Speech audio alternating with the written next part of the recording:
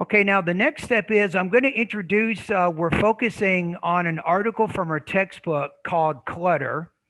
And I think this is appropriate. We're in the what's called the editing stage of our writing right now. So it's important to look at our writing to see what can we do to polish, make it a little bit better. How can we improve the readability of the essay? So that's kind of what we'll be working on today. So my plan is to I'll introduce you to the group discussion questions, and maybe you guys can take pictures with your phone if you want. I also emailed it to you by Blackboard, but at least if you take a quick picture, you can see what the questions are. So the first step is I'm going to put you guys into breakout rooms, and each group will focus on a specific question about the reading. And we'll probably be in our groups 5 or 6 minutes or so. Then we'll come back and we'll talk about these discussion questions as a class. And the next step after that, I'm going to introduce some what I call common errors in writing, things that I've seen in your papers that you turned in initially, your first MLA essay number one, the one on Marius's essay. So I'll look at some of that, and then we'll do another group. We'll focus on our editing workshop for today. So that's kind of the plan. And then near the end of class, I'll probably end around 5. And if you guys have any questions, any concerns that come up, you can certainly bring those to me at that time. All right.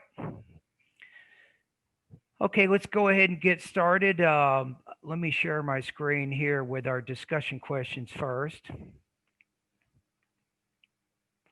All right, so let's take a look. Let me make sure you guys can see them okay here. You might. Okay, this is good. If you need to, Angel, Jose, everybody else, you don't know exactly what group you're going to be in, but you'll be in one of either A, B, C, D, or E. You will have one of those questions that you'll be focusing on. So if you want to take a quick picture, maybe with your phone, you can kind of see. And if you have them by email, you can also do that. So I'll introduce to you what we're going to be doing. Okay, so the first question for group 1, it'll be explain how Zisner helped his students eliminate clutter, and then what can you do as you edit your paper to reduce clutter. So the goal here is to think about what he says about clutter and how can we apply this to our current drafts in this writing course. So that's the first question. B, the second question for group 2, in your analysis of Zisner's essay, at what point does clutter become a serious issue for the audience? And what I'm saying is, if you say, I'm going to eat out at a restaurant instead of I'm eating at a restaurant, to me, there's no major problem with putting the word up in there. I don't think it interferes in any way with the meaning of your ideas. However, I think Zisner does make an argument that clutter, if it's used by governments, big corporations, things of that nature, it can become more serious. So what does he say about that?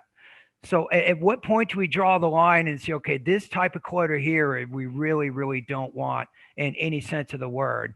And the other part of this question is, how can clutter weaken the argument that a writer is trying to make? So think about that as this for group 2. Group 3, question C here, it says in the beginning and ending paragraphs of clutter, how does the writer use a simile and a metaphor to connect the ideas together? And then think about what you can do. What can we do as writers to make sure our paper connects together? The beginning of the paper versus the end of the paper. Think about that. Then we go to group 4 here. Choose a paragraph from our assigned reading clutter. Explain how the writer creates paragraph unity. And I'll give you a little bit of context on this. Paragraph unity, we can define this by having what we call clearly marked topic sentences and then relevant supporting details. And then also to further achieve unity, writers can use a number of cohesive devices to help connect ideas together. We've talked about this as we've examined other reading passages in this course. Writers sometimes use transition words, for example, or maybe they repeat and they rephrase key ideas.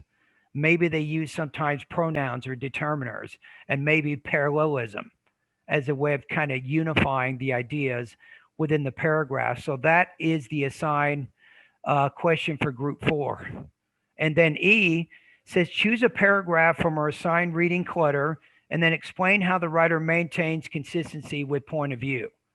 And then what point of view do you feel is most appropriate in the essay we're working on right now? So think about how we can be more consistent with our point of view. And you'll see I've identified point of view. You have first person, second, third person, and you can even see some examples of different kinds of pronouns that we use, and that creates a different perspective of the writing.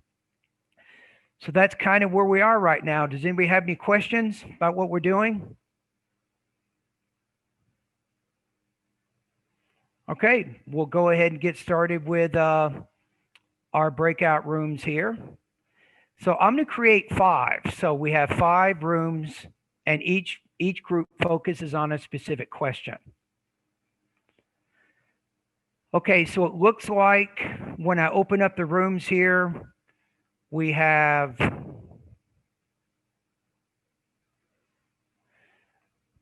room 1 will be Brenda, Dennis, Mia, Yvonne, and Rosa. Group 2, we have Alexandria, Emily, Jonathan. We have group 3, we have Francisco, Isaac, and Monica. Group 4, we have Damaris. We have Yiming Huang. And then group 5, we have Angel, Ismael, and Jose. And that's it. Now, you guys all have a copy of the question, right? Either by email or you got it on your phone, right? All right. Okay, here we go. So everybody join your respective rooms. If I need to send out any announcements, I'll do it by making an announcement. And then if you guys have questions when you're looking at the reading passage and you're trying to figure out what you want to say about the question, if you need some help, just request help and I'll go directly to your breakout room. So no problems at all. And I think, like we said before, try to give each, when you have the group, you maybe figure, okay, who's going to be the spokesperson for your group? Actually, no, we got Brenda, Dennis, and then Mia Vaughn. Okay, so it says, if you look into the actual article, it says, explain how Zisner helped his students eliminate clutter. And then what can you do as you edit your paper to reduce clutter? So let me go ahead and put up, let me see if I can find the share the screen here.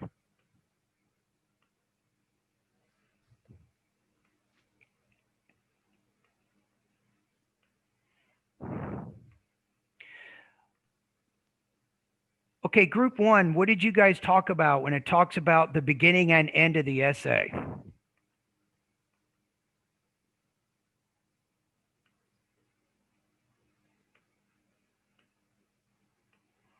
And I'll bring it up right here too. So Brenda, Dennis, and Mia.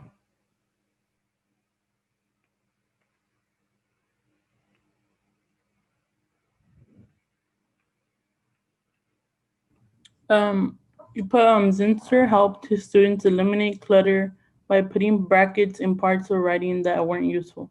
This allowed his students to know where they had to simplify their writing. Okay, and he talks about it right here. And then what does it mean for you guys at the editing stage of the writing process? How can we apply this to our papers right now? For myself, I think I can like reread my paper and really find like the meaning behind all of my words to ensure that I'm not using pointless words. Okay. And I think this is an issue that a lot of us, I mean, I a lot of times I'll say things like tall skyscraper, repeat again. He says smile happily, where basically both of the words are doing the same thing. There's no need to say both of them. So have you guys thought about the reasons why we sometimes have clutter in writing, and how does that relate to the spoken language? What do you guys think? I think sometimes maybe we go off topic or we go on tangents, and then that produces more words that we don't necessarily need. And that would be pretty common when we're speaking to our friends, am I right? Yeah. I mean, now how about this? I mean, this is pretty radical. What does this guy say? Most first drafts can be cut by 50%?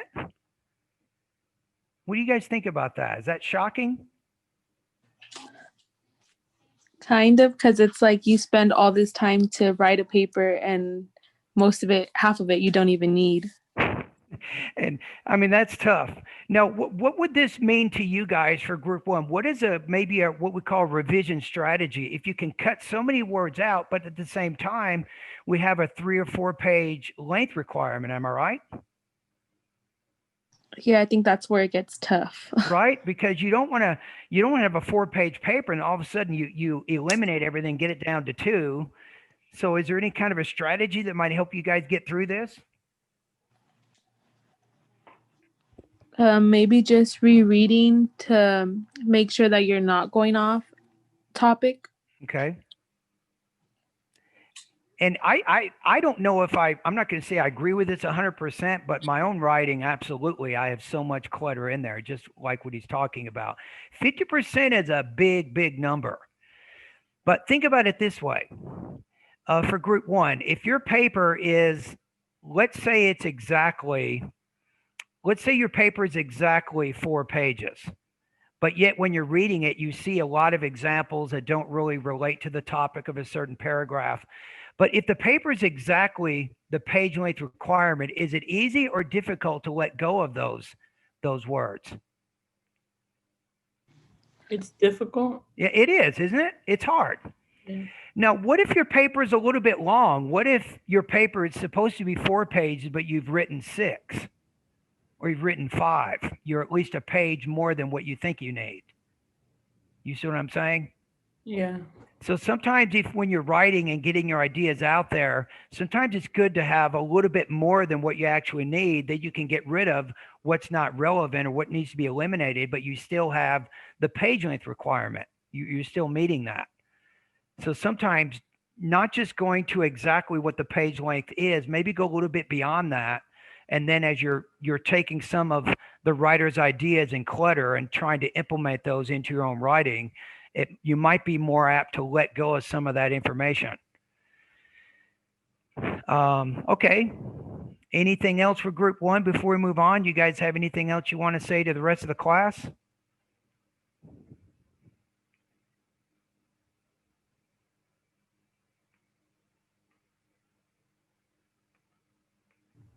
I think that was it. Okay. All right. Let's go to our group number 2 here. So with group 2, we have in your analysis of Zisner's essay, at what point does clutter become a serious issue for the audience? In addition, how can clutter weaken the argument that a writer is trying to assert? That's kind of what we're thinking about now. So you have to draw the line. Not all clutters may be equal. Maybe certain types of clutter is more damaging to the writing than other forms of clutter. That's kind of what I'm trying to get at right now with this particular question. So what do you guys think? Alexandra, Emily, and Jonathan, what say you guys about that? So what we discussed is that how too much clutter can lead to like no a disunderstanding, like no understanding of what the writer's trying to say. So Okay. like what we found is like I didn't believe it's on paragraph 8 or 9 if I remember correctly, how clutter is being compared to like a pentagon. And from there it said that it was Got like it. Okay, let's look at this. Go ahead and read part of that paragraph there. Can you see it here? yeah. Okay. So it says it says clutter is the language of the Pentagon throwing dust in the eyes of the populace by calling an invasive a reinforced protection reaction strike, and by justifying its vast budgets on the need for credibility, second strike capability, and counter force deterrence. How can we grasp such vaporous double talk, as George Orwell pointed out in Politics and the English Language, an essay written in 1946 but cited frequently during the Vietnam and Cambria years of Johnson and Nixon. In our Okay. time, political speech and writing are largely defense of the indefensible. Perfect. So then my question is, the examples that you read here, reinforced protection, reaction strike, credible second strike capability, and counterforce deterrence. Why are these forms of clutter, in your opinion, more serious problems than, say, tall skyscraper? Or repeat again what you just said. So what's the problem with these? What do you guys think about that? I say because of these words, since it's like, I wouldn't say like more academic, your audience, as you're not understanding what the writer's trying to talk about.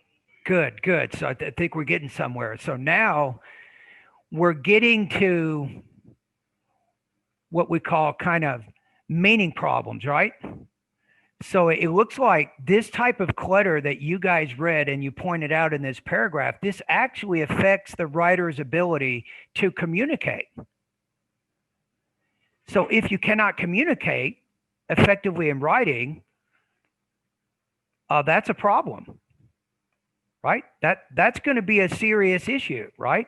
The whole purpose of writing and speaking is to communicate. So we want to make sure that we're actually communicating. And then the other question is, it goes to the second part of it. So how can clutter weaken the argument that a writer is trying to make?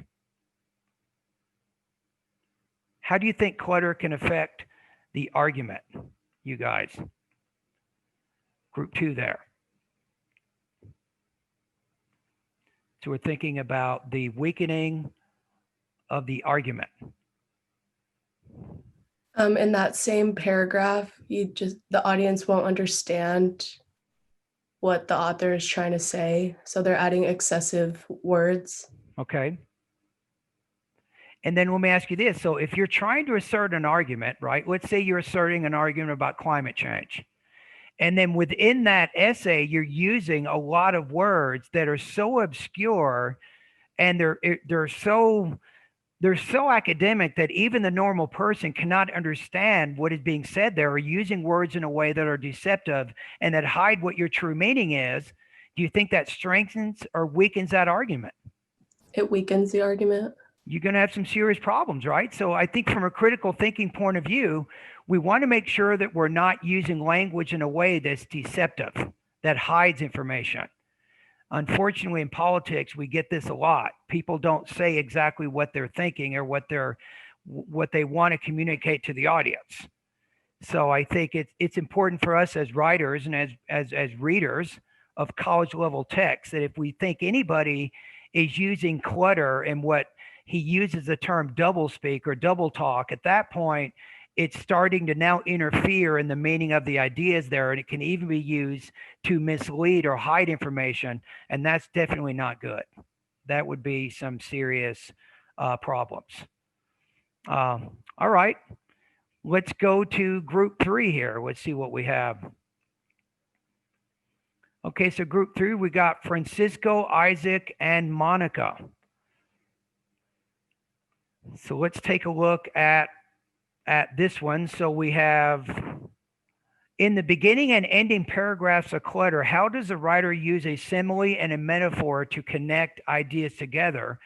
And another interesting question is, what effect do similes and metaphors have on the readability of the writing? Does it make it easier or more difficult to understand what's being written if writers use these kinds of figures of speech, if you will? Okay, so let me go ahead and share here. Okay, go ahead, guys. What do you guys think? So, in the first paragraph, the simile that we identified was fighting clutter is like fighting weeds. The writer's always slightly behind. And it's connected to the last paragraph, simplify, because the writer's addressing a problem. And in the last paragraph, he's saying simplify, and simplify means to make a situation easier. So he's kind of addressing a problem, and in the last paragraph, he's connecting it by saying that you should take it easy and learn how to fix the clutters. Okay. And No, let me ask you, Isaac. Now look in the second to the last paragraph there. Go ahead and read that for a minute. You can develop the same eye, look for the clutter in your writing, and prune it ruthlessly. Be grateful for everything you can throw away. Re-examine each sentence that you put on paper. Is every word doing new work? Can any thought be expressed with more economy? Is Okay. anything pompous or pretentious or faddish? Are you hanging on to something unless just because you think it's beautiful? Okay, so what would you say in what you just read here? What's the comparison? Clutter has been compared to what? And how does that tie back to the beginning? The sentence where it says, look for the clutter in your writing and prune it ruthlessly. This. Now, let me ask you about this. Now, about 2 years ago, I was pruning my fruit trees, and apparently I did it all wrong. And then springtime came, I got no fruit. Period. Nothing. Zero. So apparently there's a way to do it. But if you're pruning, Isaac, if you prune a tree, what are you doing? What kinds of decisions are you making when you prune the tree? And how does that relate to writing? But look at the tree first. So if you prune a tree, what are you doing? You're trimming it or cutting leaves away. And what are you getting rid of? Um, you're getting rid of the roots or the weeds. Right. You're getting rid of maybe the branches that are unnecessary. You know, branches can grow all over, but if a tree gets too dense with too many branches going in too many different directions, I mean, let's say you have a peach tree, you can't even get in there to get the peaches because it's too dense. But you have to make decisions, right? You have to make decisions. What branches do you want to keep and what branches do you want to delete? Now think about what he said right here where it says you can develop the same eye. Look for clutter in your writing and prune it ruthlessly. You identified this idea here, right? Then you go to the beginning, right? And then you have this idea of fighting weeds. So how is pruning and fighting weeds? What's the similarity there? They both are taking away excess weeds or roots. Good. And you kind of see that comparison. Just because you weed, California is different from other areas because we don't get a lot of rain. But if you weed your property, right, during the springtime, does that mean you're weed free the rest of the spring? No. No.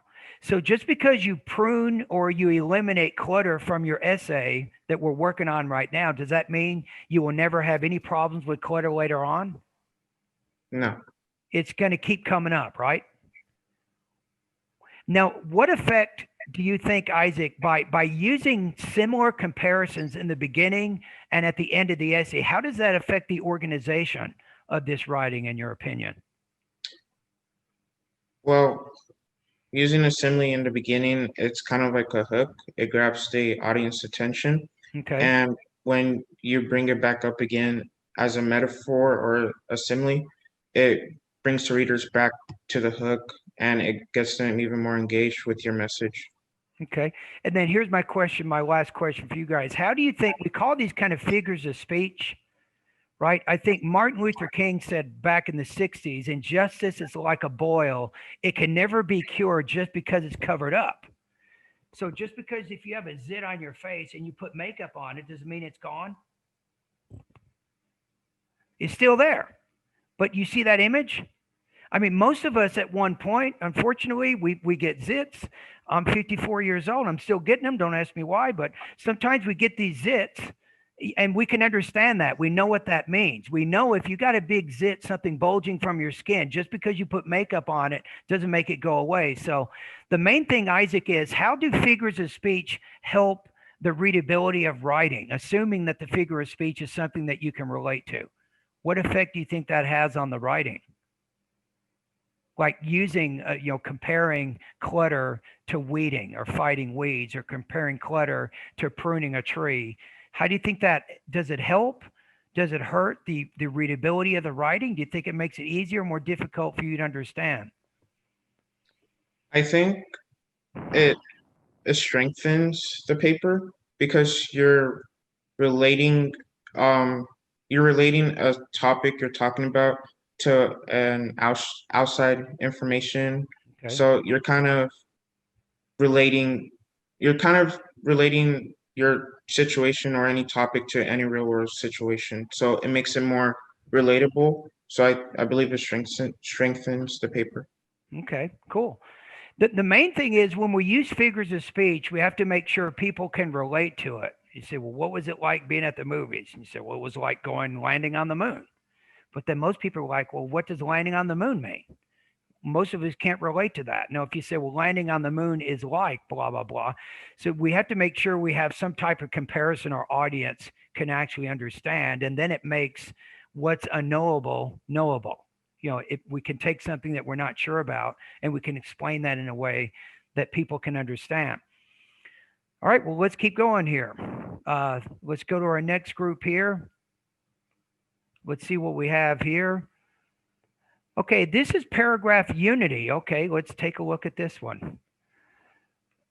Make sure I'm on the right page here. Okay, so it says for our fourth group here, it says choose a paragraph from our assigned reading clutter. Explain how the writer creates paragraph unity. And paragraph unity can be defined as having a clearly marked topic sentence and relevant supporting details. In addition, to further achieve unity, writers often use several cohesive devices to connect ideas together. So you might see transition words, repetition, rephrasing of key ideas, maybe determiners and pronouns, and maybe even parallelism. So that's kind of what we're trying to focus on right now. Okay, so with group 4, we have Damaris, Rosa, and Yiming Huan. So let me bring up the article here. We'll take a look at it together as a class. Just tell me which ones you guys want to focus on and we'll be ready. There we go. Okay, so what us three noticed is that paragraphs 6 through 8, it has like the same repetition where it says clutter is. So clutter is ponder sophonism. I think that's how you say it. Okay, got it. Okay. In the language of Pentagon. Wow, very observant. Okay. Yeah, it is. You're right here. Let's take a look at this closer and then let's see what you think it does to the writing here. So what you're saying is you noticed these similar kinds of the beginnings of the sentences, correct? Yeah. And then you have this one here. Okay, so what does that tell you about paragraph unity here? That it's like broken down into pieces, like it's different explanation of clutter, what clutter is. Okay. And like they all have their own supporting details, so they're quotes where it's quotation marks, I think. Yeah. Okay. Yeah, and then the quotation marks kind of help you understand the example. So then if you say volume reduction unit, so you're assuming that relates to what in that paragraph? Yeah, sorry. To clutter. Yeah, and you have to go up to here, right? You see this word, clutter is the ponderous euphemism that turns a slum into a depressed socioeconomic area. You have a salesman and a marketing representative and garbage collectors into waste disposal personnel. And then, so then go to the next paragraph about the official language by the American corporation. So what example does the writer give there to illustrate that? Something that was used by a corporation, which is clutter. It says that, oh wait, sorry, I was on the wrong paragraph. It uses like the corporations. So then it talks about like when the Air Force missile crashed, it impacted with the ground prematurely. Okay. And then it talks about saying like companies that go belly up have a negative cash flow position. So it talks about like different corporations. Good. So it looks like each of those paragraphs that you pointed out, there is definitely a topic sentence, and then there's relevant supporting details. And my question for you guys, for your group, what effect do the examples have? as you're reading it? Does it help you or not help you understand what he's trying to say about those specific type of clutter?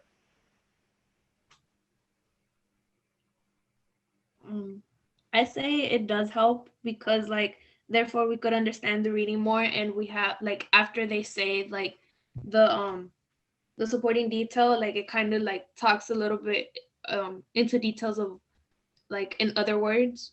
Okay. Yeah. And then what does it mean for you guys in terms of your own paragraph unity? What are some strategies? What are some things that you think you can learn from this article that might help you to keep your paragraphs more unified?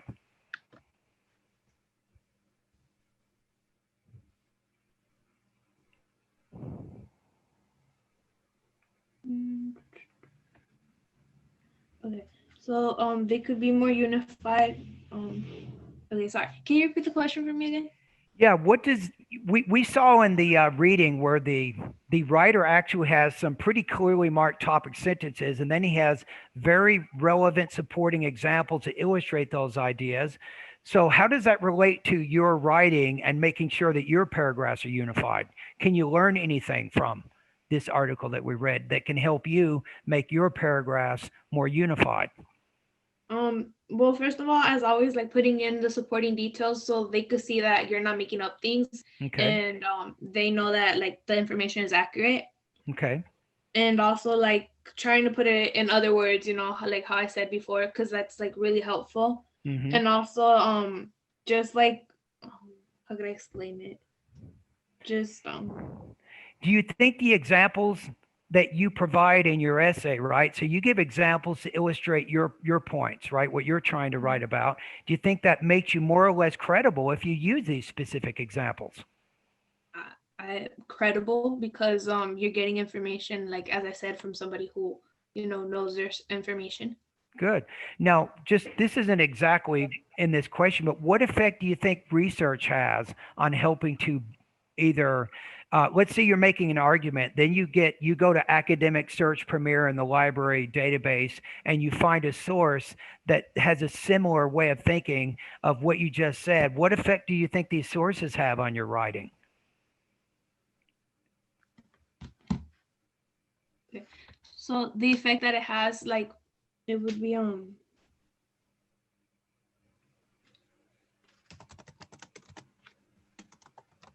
sorry, I'm thinking.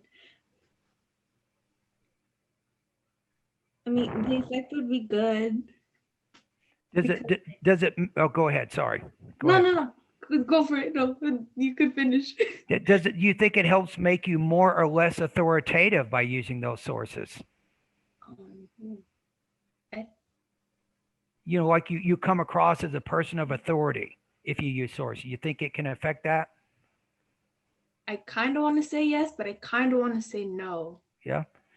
If you're using academic sources, does it help the argument or does it hurt the argument as long as the sources are relevant to what you're trying to argue?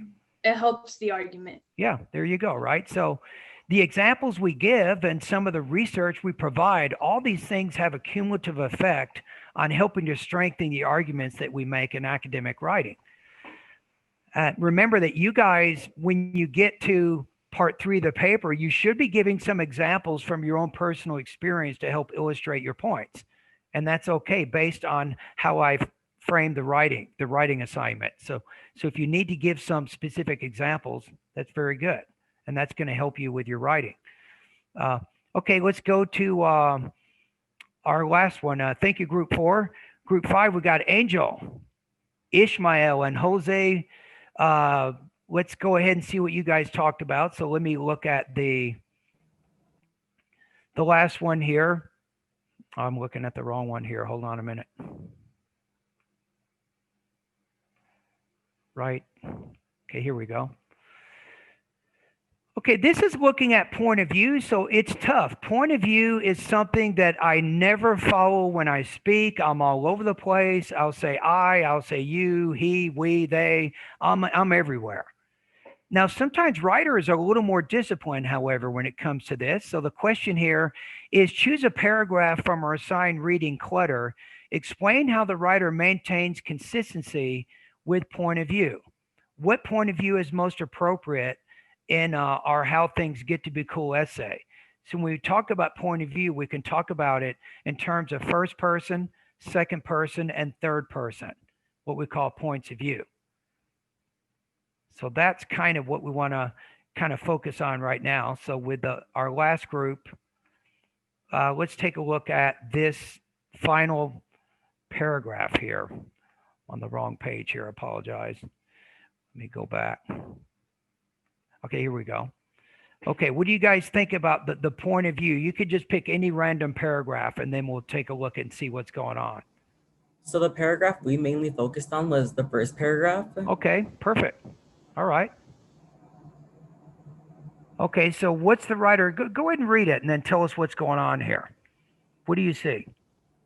So since I was reading from the book, it started from consider, so that's where I'm gonna start off. Okay, that's fine. No problem. So consider all the propositions that are routinely draped onto verbs that don't need any help. Head up, free up, face up to. We no longer head committees. We head them up. We don't face problems anymore. We face up to them when we can free up a few minutes. A small detail you may say not bothering about. It is worth bothering about. The game is won or lost on hundreds of small details. Writing improves in direct ratio to the number of things we can keep out of it that shouldn't be there. Up and free up shouldn't be there. Can we picture anything being freed up? The writer of clean English must examine each word that he puts on paper. He will find a surprising number that don't deserve any purpose. Perfect. So now the question is, and another good question is, how does the point of view affect the tone of the writing? Does it make it more or less formal by the points of view that you see? Okay, so let's take a look at one sentence at a time here. How about this? Consider all the prepositions that are draped onto verbs that don't need any help. So would you look at that as being first, second, or third person point of view?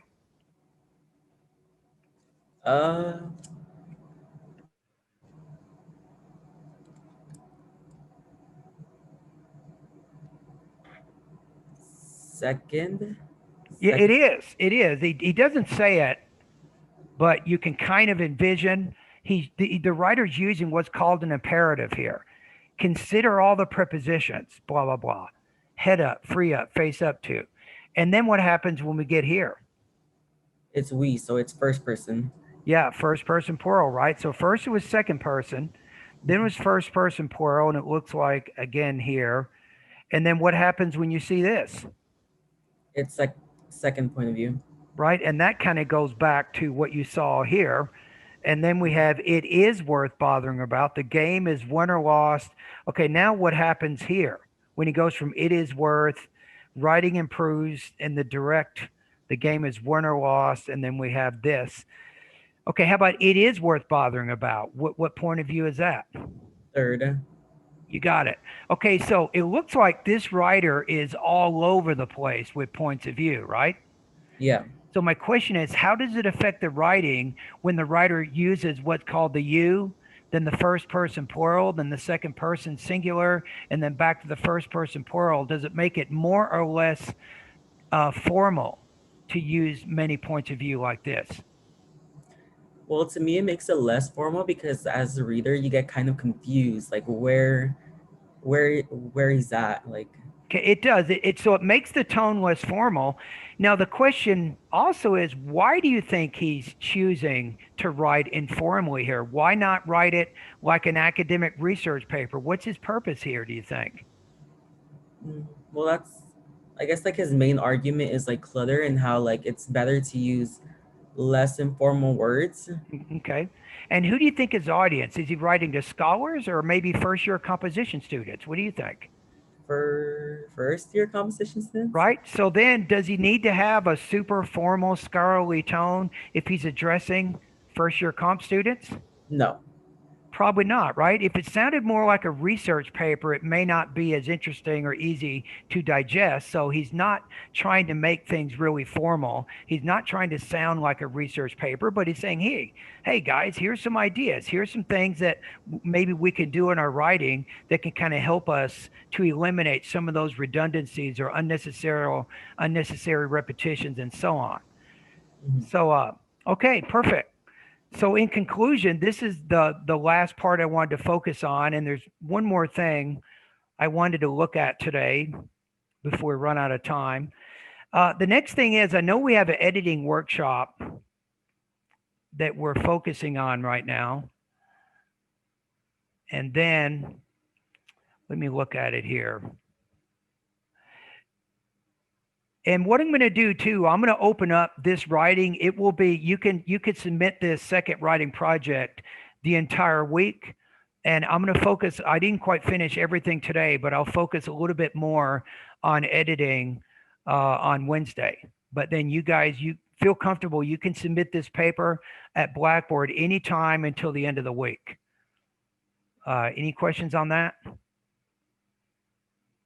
Okay, so we'll follow up a little bit more in our discussion today. So let me show you one more thing I wanted to look at. This is the really sticky part of writing nobody ever wants to talk about. Okay, let me share my screen here. Okay, so this is what I call controlled editing practice. Controlled practice means it's maybe just a sentence or a couple of sentences. And it's not like reading the whole essay. That becomes really, really tough. Editing and writing in general, don't expect it to be easy. It takes time. It takes practice. And the one thing I can tell you guys, I've been writing for many, many years. I did my bachelor's degree in Spanish.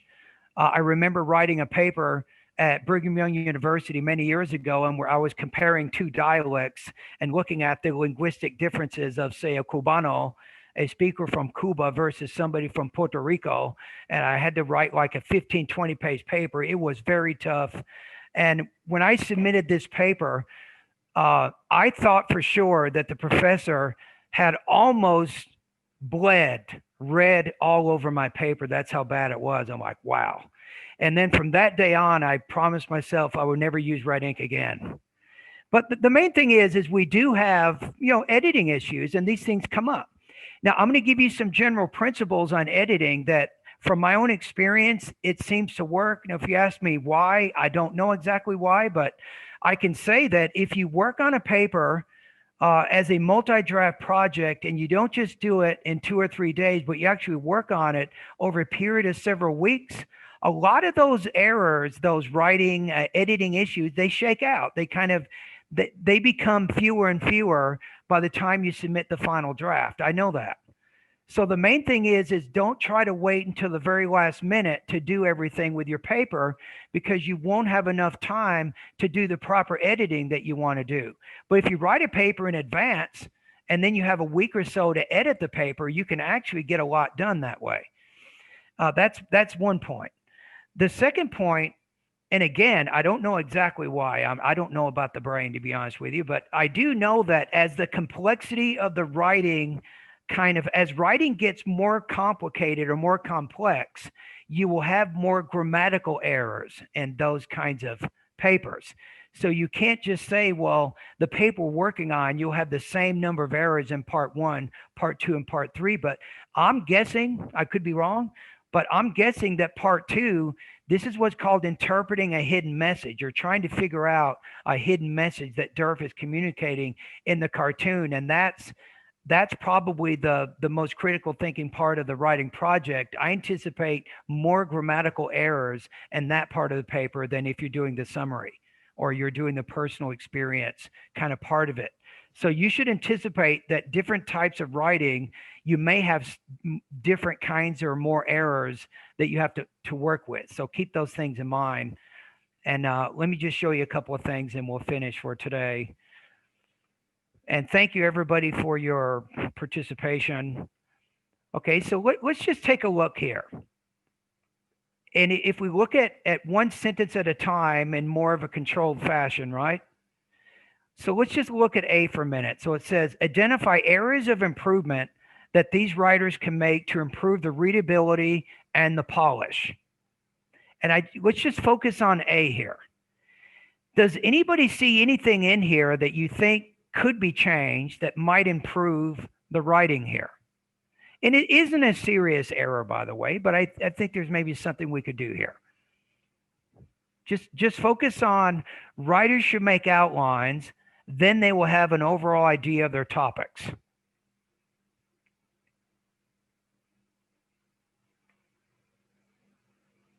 So what do you guys think about just A here? Do you see anything that you might edit if you were editing these two sentences?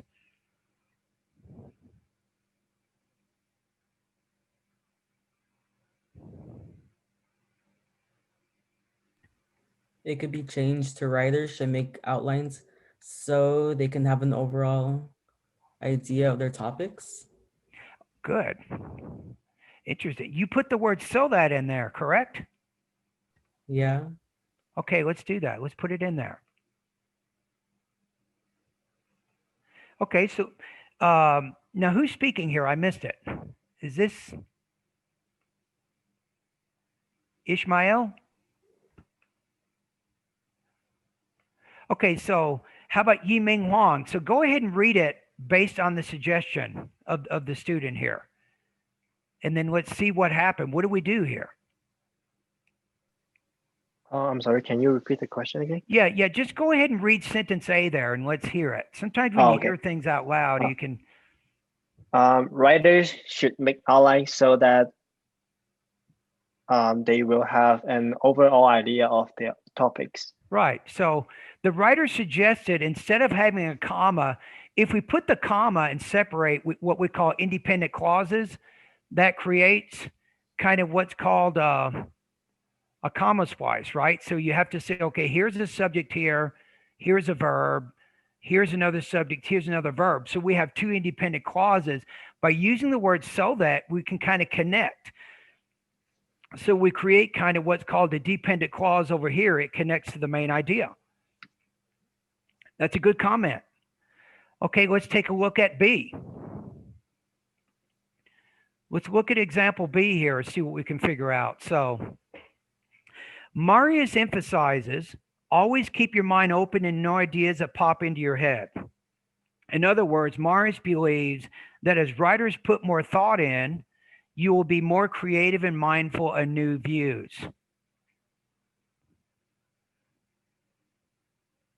And this goes back to group 5, whatever you guys discussed. If you think about what you guys talked about, consistency and point of view.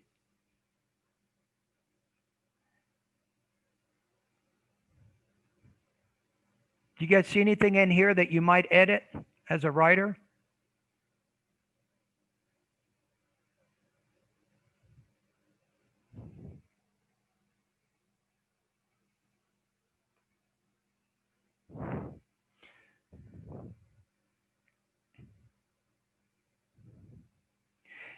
I'll give you a tip. Follow the pronouns. If you see a noun, it might be singular or plural, and then identify the pronoun that refers to it. Do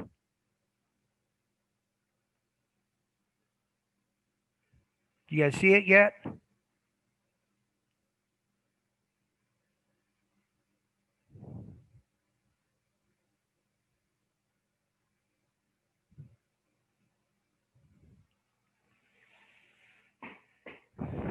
So in other words, Mars believes that as writers put more thought in, so what's the pronoun that refers back to writers?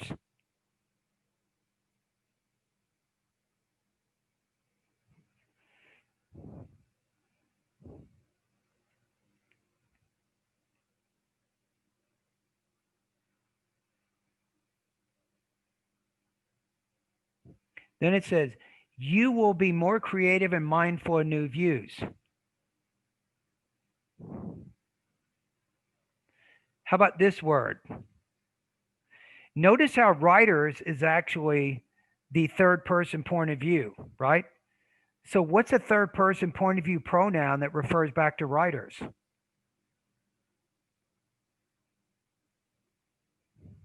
They. That's it. So we have to be careful, I think, sometimes that we're not jumping around. So we have now, if you read it, in other words, Morris believes that as writers put more thought in, they will be more creative and mindful of new views. You see the consistency there? In this case, I'll give you one more example here. So as you're looking at your writing, does anybody have any what you would consider effective strategies that help you to identify errors? We all have errors. Unfortunately, we don't have editors to read behind us. If we had editors, it'd be great, right? Somebody's being paid to read behind you. And a lot of the essays that you see in the textbook here, right? They've been edited multiple times before they're published. But normal people like us, we don't have that luxury. But does anybody have any effective techniques or things that you think works that helps you to identify errors in your own writing?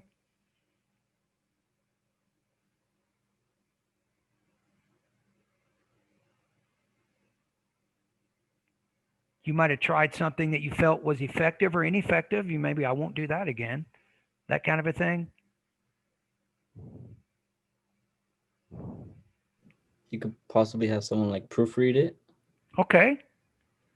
Yeah, and then someone who's reading it, especially if they have never seen the essay before, they have no idea how you wrote it, what you did, what the topic is, and they can read it out loud. So they're seeing it for the first time.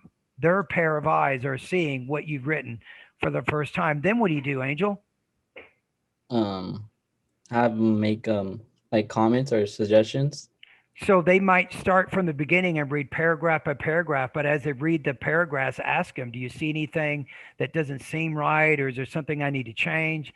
And sometimes what people will do, and you got to pay attention, Angel, because when the person's reading it, they may make the corrections unconsciously. If they make a correction, say, hey, wait a minute, what did you just say? And they might not even know what they did. Sometimes we'll put in words that are needed but are not there, and we just kind of correct it without even knowing that we did. So you have to kind of pay attention, but that's definitely a strategy, right? Is to have somebody else take a look at it. Yeah. And it's not always easy. What if you wrote something, say, Jonathan, you wrote it, and then you just set the paper and don't look at it for 7 or 8 days. You focus on biology, history, sociology. You do everything other than that paper. And then you come back 7 or 8 days later without having looked at it. You might be able to see some things. But if you just keep reading it over and over and over, you get obsessed with it. Sometimes it's hard to find some of those errors, right? It's challenging. Okay. I think that's pretty much it for today. So what we'll do, we'll follow up on Wednesday. We'll probably do what I didn't get done today. We'll do that editing workshop and try to get that done where you guys can actually share papers and comment on papers. Then as you guys are in your different breakout rooms, I can give you a second opinion if you need an opinion on a sentence, a word, punctuation, anything to that nature. All right. Does anybody have any questions? I know that our project is due this week, so have any concerns, questions about our paper right now? I actually had a question for the Go right ahead.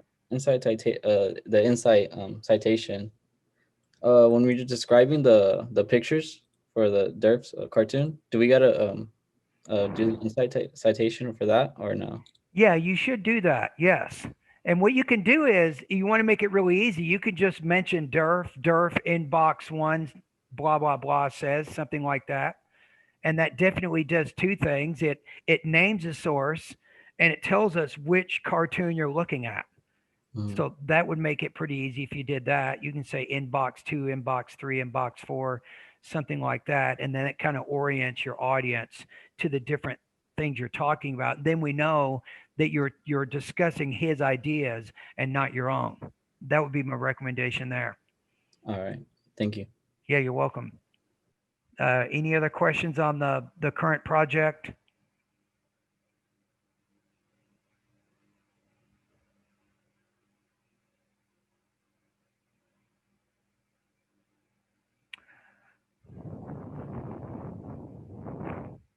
All right. Then we'll see you guys on Wednesday. Remember, writing is rewriting. Don't give up. It's not easy, but just keep at it. You'll do it. All right. Have a great day, everybody.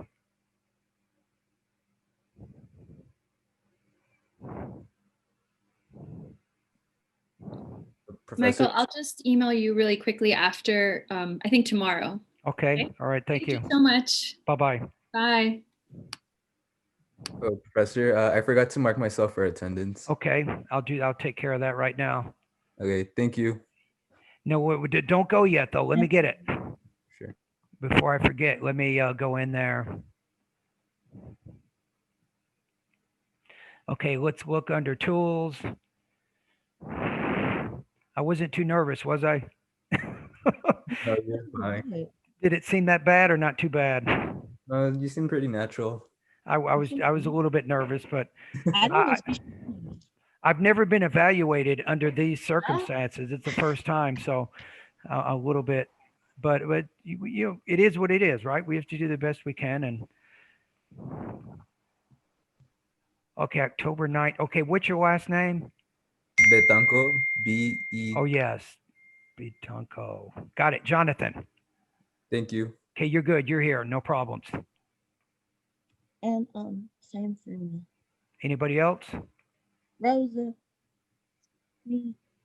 Rosa, did you get counted absent? Mm-hmm. Rosa Daniels, okay.